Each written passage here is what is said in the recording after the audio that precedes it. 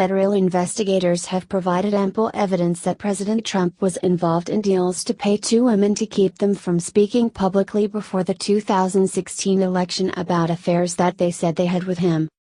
But it turns out that Mr. Trump wanted to go even further. He and his lawyer at the time, Michael D. Cohen, devised a plan to buy up all the dirt on Mr. Trump that the National Enquirer and its parent company had collected on him, dating back to the 1980s, according to several of Mr. Trump's associates.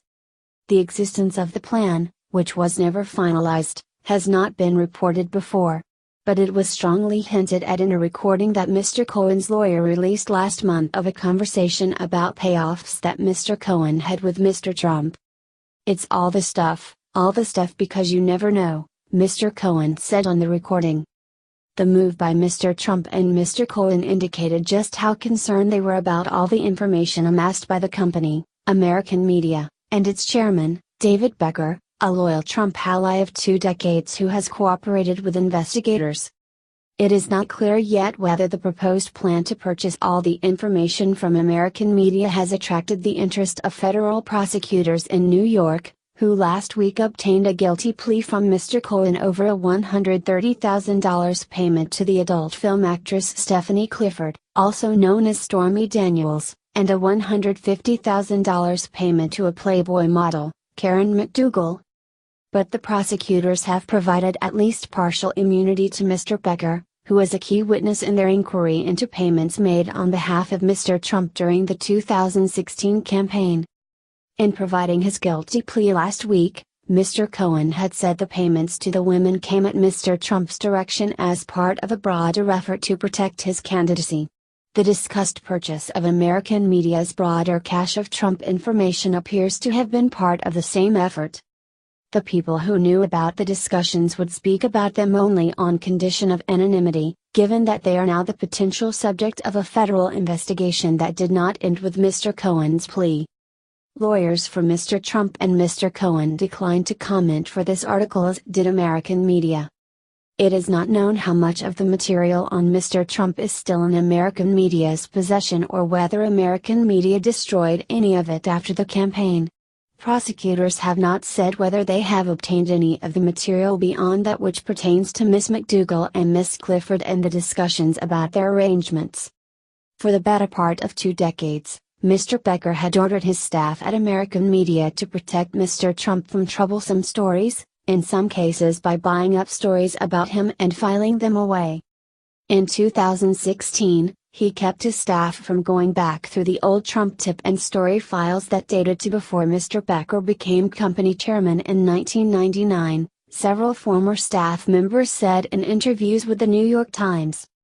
That meant that American Media, the nation's largest gossip publisher, did not play a role during the election year in vetting a presidential candidacy, Mr. Trump's, made for the tabloids. Mr. Pecker also worked with Mr. Trump and Mr. Cohen to buy and bury Ms. McDougal's story of an affair with Mr. Trump, a practice known as catch and kill. Mr. Cohen admitted as much in making his guilty plea last week. In August 2016, American Media acquired the rights to Ms. McDougal's story in return for $150,000 and commitments to use its magazines to promote her career as a fitness specialist. But American Media never published her allegations about a relationship with Mr. Trump. Shortly after American Media completed the arrangement with Ms. McDougal at Mr. Trump's behest, a troubling question began to nag at Mr. Trump and Mr. Cohen, according to several people who knew about the discussions at the time. What would happen to American Media's sensitive TR? Mr. Cohen, those people said, was hearing rumors that Mr. Pecker might leave American Media for Time magazine, a title Mr. Pecker is known to have dreams of running. There was perennial talk about American Media's business troubles. And Mr. Trump appeared to take a world-wearier view of the wisdom of leaving his sensitive personal secrets in someone else's hands. Maybe he gets hit by a truck, Mr. Trump said of Mr. Pecker in a conversation with Mr. Cohen, musing about an unfortunate mishap befalling his good friend. Image dump files if Mr. Pecker were to leave the company? Mr. Cohen, those people said, was hearing rumors that Mr. Pecker might leave American Media for Time magazine, a title Mr. Pecker is known to have dreams of running. There was perennial talk about American media's business troubles.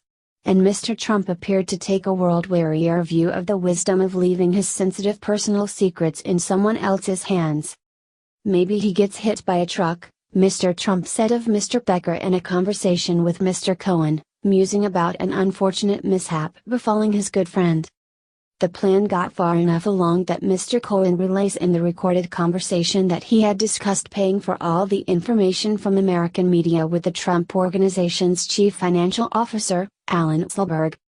"I've spoken to Alan Selberg about how to set the whole thing up," he says, adding about Mr. Pecker, "We'll have to pay him something."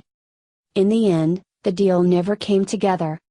When Mr. Cohen pleaded guilty, prosecutors said in court documents that Mr. Cohen and American media did enter into a deal in which Mr. Cohen agreed to pay the company $125,000 for the rights to Miss McDougal's story. After the deal was signed but before Mr. Cohen paid, prosecutors said, American media backed out of the arrangement and warned Mr. Cohen to shred the paperwork. He did not. Prosecutors said there had been discussions between Mr. Pecker and Mr. Cohen in which Mr. Cohen said American media would be reimbursed for the payment to Miss McDougal. The notoriously frugal Mr. Trump balked at doing so, causing Mr. Pecker anxiety about explaining the payout to his board, according to a person briefed on the discussions. It was unclear whether Mr. Trump ever provided a reimbursement. Mr. Selberg ultimately provided information about Mr. Cohen under a deal that protected him from self-incrimination. As prosecutors continue in their investigation, Mr. Selberg could serve them as a particularly helpful guide through the Trump Organization's operations. Mr. Pecker, whose company is expected to be of continued interest in the investigation, has a similar arrangement with prosecutors. Potentially as worrisome for Mr. Trump and his advisors, Mr. Pecker could be a particularly knowing guide through any other potentially illegal efforts made to protect Mr. Trump's candidacy from his own less savory exploits. "The only thing better than a single piece of evidence is multiple pieces of evidence," said Jeff Tsai, a lawyer now in private practice who, as a Justice Department Public Integrity Section lawyer, had served on the team that prosecuted Senator John Edwards on campaign finance charges in 2012. He added, "Look to whom the government is reportedly giving immunity to. Those individuals are the ones who would have knowledge about what, if anything, the campaign at the highest, or lowest, or any level in between had on this issue. People with knowledge of American media's operations, who would speak only on condition of anonymity, describe the files on Mr. Trump as mostly older National Enquirer stories about Mr. Trump's marital woes and lawsuits, related story notes and lists of sensitive sources, some tips about alleged affairs, and minutiae, like allegations of unscrupulous golfing." As the Associated Press reported last week, some of the information was kept in a safe devoted to particularly sensitive material. Many of the older National Enquirer stories are often not accessible through Google or databases like Nexus. Several former American media staff members said that at the very least, the material the company had on Mr. Trump would have put its flagship, the Enquirer, in a prime position to dominate on coverage of Mr. Trump's scandalous past. Federal investigators have provided ample evidence that President Trump was involved in deals to pay two women to keep them from speaking publicly before the 2016 election about affairs that they